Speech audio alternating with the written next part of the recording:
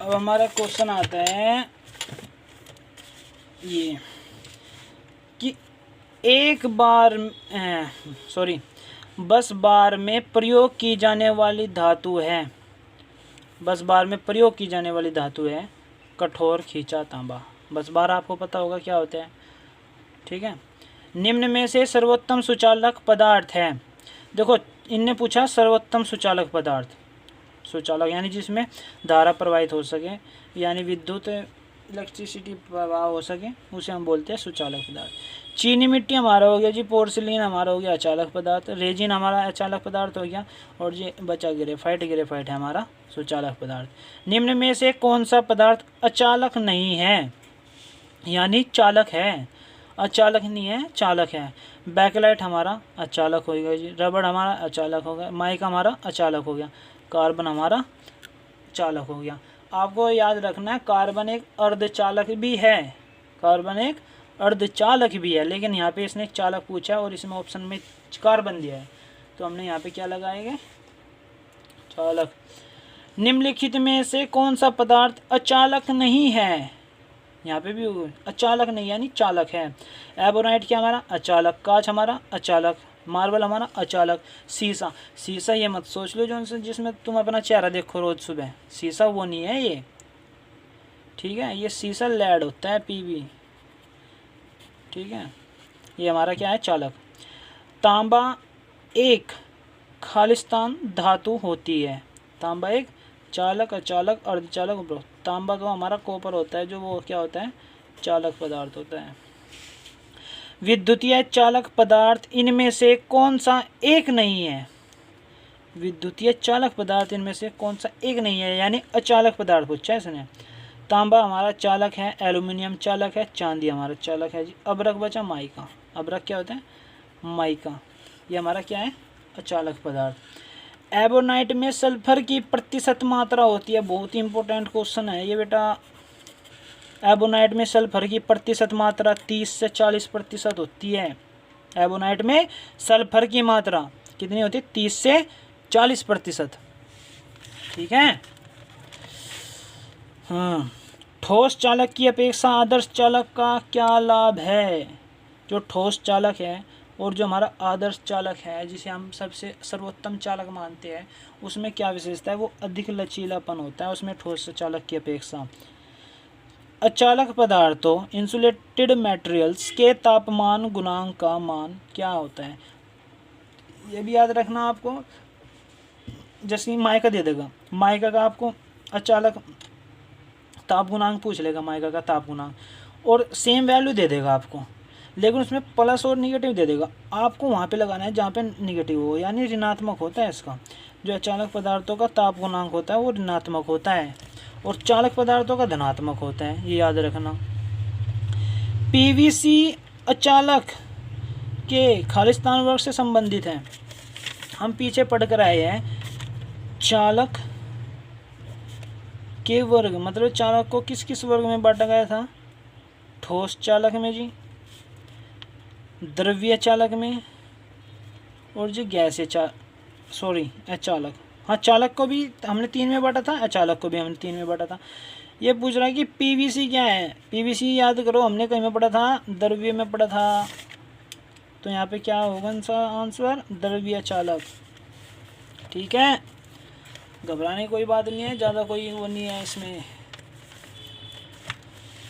अब आता है हमारा एक विद्युत रोधक पदार्थ यानी अचालक। विद्युत रोधक पदार्थ क्या होता है, जो विद्युत को जाने से रोकता है, अचालक कहलाता है। तथा यहाँ पे पूछा है अचालक का मूल गुण होना चाहिए निम्न वोल्टेज टूटन, बिल्कुल नहीं जी। न्यून प्रतिरोधकता, चलो हमने मान लिया न्यून प्रतिरोधकता होनी चाहिए, लेकिन अगर न्यून प्रतिरोधकता तो न्यून है, लेकिन करंट तो उसमें बह सकता है ना, चाहे वो कम करके भेजे, लेकिन करंट तो बहेगा ना, तो ये तो बिल्कुल भी नहीं। जल श्लेष्यता, ये भी नहीं जी, जल को तो बिल्कुल भी नहीं। उच्च परावैद्युत सामर्थ्य, उच्च परावैद्युत सामर्थ्य क्या होता है ये देखो आप। 29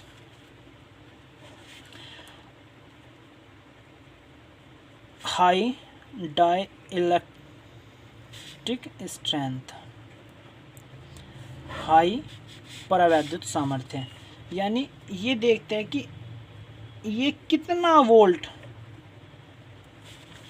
ये कोई जैसी इसकी लंबाई है तार की, इसका डाइलेक्ट्रिक स्ट्रेंथ देखा हमने, तो ये देखेगा कि 1 mm में कितने किलो वोल्ट सहन कर सकता है ये, उसे बिल्कुल भी धारा को बहावे ना, बिल्कुल रोक लेता है ये। तो 1 mm में कितने किलो वोल्ट सहन कर सकता है, धारा को रोक सकता है, वो उसकी डाइलेक्ट्रिक स्ट्रेंथ कहलाती है। तो उसने पूछा चालक का मूल गुण होना चाहिए, ये सबसे अधिक होना चाहिए, ये बहुत इंपॉर्टेंट है। उच्च परावैद्युत सामर्थ्य है, डाइलेक्ट्रिक स्ट्रेंथ उसकी हाई होनी चाहिए, अगर हाई नहीं है तो जी खत्म है इंसुलेटर। सभी तत्वों को खालिस्तान एवं खालिस्तान वर्गों में विभाजित किया जा सकता है, धात्विक और जी अधात्विक में। निम्न में से कौन सा गुण अचालक पदार्थों में नहीं होना चाहिए? अचालक पदार्थों में मैंने अभी बताया कि उच्च परावैद्युत सामर्थ्य होना चाहिए, हाई डाइलेक्ट्रिक स्ट्रेंथ होनी चाहिए, कम नहीं होनी चाहिए, लेकिन यहाँ पे इसने दिया कम, तो ये उत्तर है हमारा, कम डाइलेक्ट्रिक स्ट्रेंथ नहीं होनी चाहिए। निम्न में से कौन सा लचीला अचालक नहीं है? जो मतलब लचीला हो, लचकता हो, वो अचालक नहीं है। सारे अचालक दिए इसने, लेकिन ये पूछा कि कौन सा ऐसा है जो लचीला नहीं है। कागज़ भी लचीला है जी, कॉटन टेप भी लचीला है, लेजिन भी, लेकिन फाइबर लचीला नहीं है। फाइबर लचीला नहीं है, याद रखना, ये याद रखने की चीज़ें है, जो समझाने की चीज़ें है वो मैं समझा रहा हूँ आपको, ठीक है। ऐसा कौन सा पदार्थ है जिसका तापमान बढ़ाने पर उसका प्रतिरोध घटेगा? मैंने आपको क्या बोला था कि तापमान बढ़ाने पर किसका प्रतिरोध घटेगा? वो अर्धचालक होता है। अर्धचालक क्या होता है कि यदि हम तापमान बढ़ा रहे हैं तो प्रतिरोध घटेगी और उसकी कंडक्टिविटी बढ़ेगी, तो वो क्या होता है? अर्धचालक। अब अर्धचालक हमारा क्या होता है? कार्बन, सिलिकॉन, सिलेनियम, ये हमारा क्या है? अर्धचालक है। और यहाँ पे क्या क्या दिया है? टंगस्टन। टंगस्टन बल्ब में यूज होता है फिलामेंट के रूप में, तो ये तो अर्धचालक हो ही नहीं सकता। नाइक्रोम, नाइक्रोम प्रेस के तार में यूज होता है, जो प्रेस का तार बनाते हैं। और जी मैग्नीज भी हमारा चालक पदार्थ है। और कार्बन बचा हमारा, कार्बन क्या हमारा अर्धचालक पदार्थ है, ये याद रखना है। और ये भी याद रखना कि तापमान बढ़ाने पर उसका प्रतिरोध घटता है, यानी तापमान बढ़ाने पर किस धातु का प्रतिरोध घटेगा, वो होता है अर्धचालक, ठीक है। अच्छे अचालक में निम्न में से कौन सा गुण होना चाहिए? वो तन्यता भी होनी चाहिए उसमें, मतलब तन्यता क्या होती है कि उसको खींचने पर हम उसे बढ़ा दिया जा सके।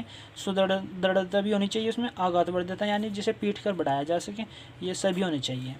निम्न में से कौन सा पदार्थ विद्युत का सुचालक है?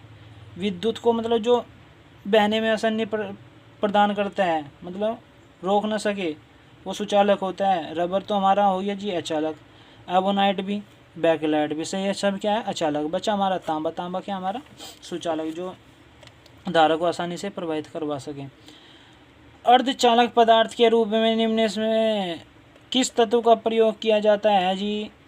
मैंने अभी क्या बताया? सिलिकॉन, कार्बन, सिलेनियम, ये हमारे मुख्य क्या है? अर्धचालक है। तो जी क्या आ गया यहाँ पे? सिलिकॉन, टंगस्टन चालक, प्लास्टिक अचालक, कॉपर चालक। अर्धचालक घटक की विशिष्ट प्रचालन स्थितियों के अधीन अर्धचालक की चालकता महत्वपूर्ण है। अर्धचालक के तापमान में परिवर्तन से चालकता पर क्या प्रभाव पड़ता है? देखो, जब अभी यहाँ पे देखो इस क्वेश्चन में तापमान बढ़ाने पर उसका प्रतिरोध घटता है, यानी तापमान बढ़ाया तो प्रतिरोध घटा, प्रतिरोध घटा तो कंडक्टिविटी बढ़ेगी, क्योंकि प्रतिरोध और कंडक्टिविटी एक दूसरे के